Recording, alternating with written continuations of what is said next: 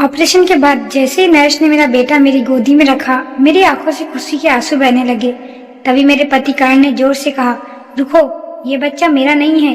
पूरा कमरा सन्न रह गया। मैंने हैरानी से उनकी तरफ देखा और कहा, करण, ये क्या बोल रहे हो?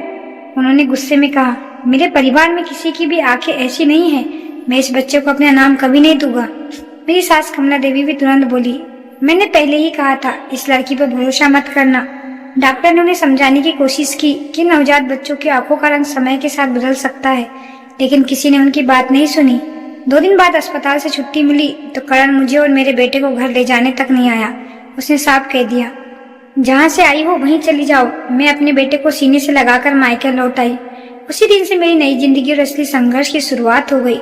मैं एक सरकारी स्कूल की अध्यापिका थी। बेटे के जन्म के बाद मैं खुद को टूटने नहीं दिया। सुबह स्कूल में पढ़ाती, शाम को बच्चों को ट्यूशन पढ़ाती और रात का हर पल अपने बेटे आर्यन के साथ बिताती।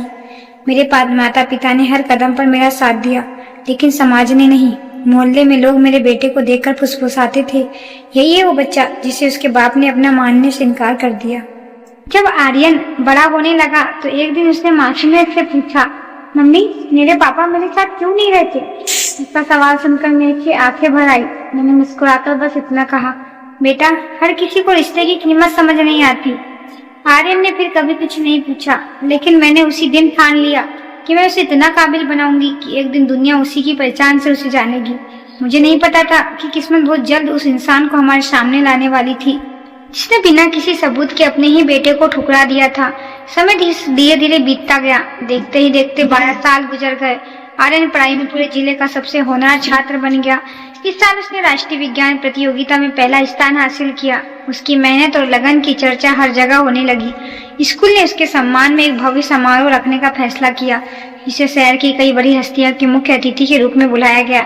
मैं बेटे की सफलता देखकर बेहद खुश थी, लेकिन उसके मन में आज भी एक सवाल कहीं न कहीं दबा हुआ था। समारोह वाले दिन हम दोनों समय से पहले स्कूल पहुंच गए। पूरा तबाहकर लोगों से भरा हुआ था। तभी मंच से घोषणा हुई, आज के मुख्य अतिथि शहर के प्रसिद्ध उद्योगपति करण मल्होत्रा है। यह नाम सुनते ही मेरे कदम वहीं रुक गए।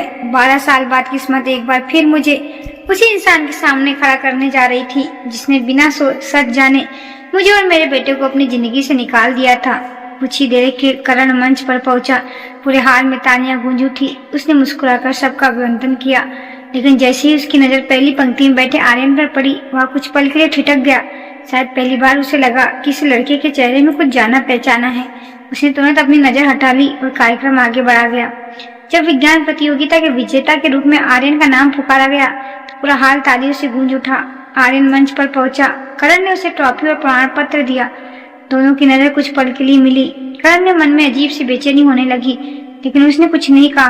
तभी स्कूल के प्राचार्य मुस्कुराते हुए बोले, आज हम आर्यन की माँ रिद्धिमा जी का भी सम्मान करेंगे, जिन्होंने अकेले अपने बेटे को इस मुकाम तक पहुँचाया है।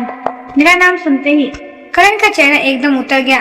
उसे अब समझ आ चुका था कि किस्मत उसे अतीत के सामने लाकर खड़ा कर चुकी है, जिसने वह 12 साल से भागता रहा था। मैं मंच पर पहुंची तो पूरा हाल तालियों से गूंज उठा। तभी प्राचार्य ने मुस्कुराते हुए कहा, बहुत कम लोग जानते हैं कि हमारे मुख्य अतिथि श्री करण मल्होत्रा ही आर्यन के पिता है। यह सुनते ही पूरा सभागार खामोश हो गया। सभी की नजर मेरी और करण की तरफ उठ गई।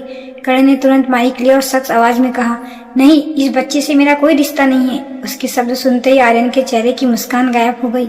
उसने पहली बार अपने पिता की तरफ देखकर पूछा, अगर मैं आपका बेटा नहीं हूँ तो आपने कभी यह जानने की कोशिश भी क्यों नहीं की? पूरे हाल में सन्नाटा छा गया।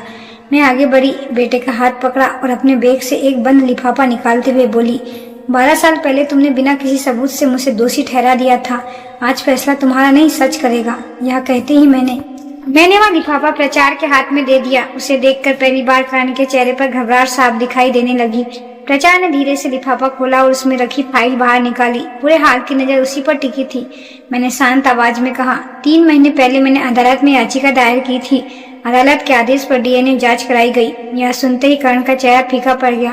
प्राचार्य ने रिपोर्ट पढ़नी शुरू की। जांच के अनुसार आर्यन करण मल्होत्रा के बीच जैविक प्रकृति की संभावना 99% है। निष्कर्ष, आर्यन करण मल्होत्रा का जैविक पुत्र है। रिपोर्ट सुनते ही पूरे हाल में सन्नाटा छा गया। करण के हाथ कांपने लगे। उसकी माँ कुछ बोलना चाहती थी, लेकिन कोई शब्द नहीं निकला। पहली बार करण की नजर शर्म से झुक गई। तभी वह धीरे धीरे आर्यन की बड़ा और कांपती आवाज में बोला, बेटा, मुझे माफ कर दे। आर्यन कुछ पल तक करण को देखता रहा। उसकी आंखों में आंसू थे, लेकिन आवाज बिल्कुल शांत थी। उसने कहा, मैं आपसे नफरत नहीं करता, लेकिन पिता सिर्फ जन्म देने से नहीं बनता। पिता वह होता है जो हर मुश्किल में अपने बच्चों का साथ दे। करण के पास कोई जवाब नहीं था। तभी मेरे वकील आगे आए और बोले, अदालत ने सिर्फ डीएनए रिपोर्ट ही नहीं, पिछले 12 वर्षों का रिकॉर्ड भी देखा है। इसलिए अदालत ने आदेश दिया है कि करण मल्होत्रा अपने बेटे के 12 साल के भरण पोषण की पूरी राशि ब्याज सहित अदा करेगा। यह सुनते ही करण की आंखों से आंसू बहने लगे। उसने हाथ जोड़कर मेरी तरफ देखा और कहा, दीदी माँ, मैंने सिर्फ तुम्हारा साथ नहीं, अपने ही बेटे के साथ सबसे बड़ा अन्याय किया है। अगर हो सके तो मुझे एक मौका दे दो। लेकिन अब फैसला मेरे हाथ में नहीं है, उस बेटे के हाथ में था जिसे उसने जन्म के दिन ही ठुकरा दिया था। आर्यन ने मेरी तरफ देखा। मैं उसके सिर पर हाथ रखा और कहा, बेटा, फैसला तुम्हारा होगा।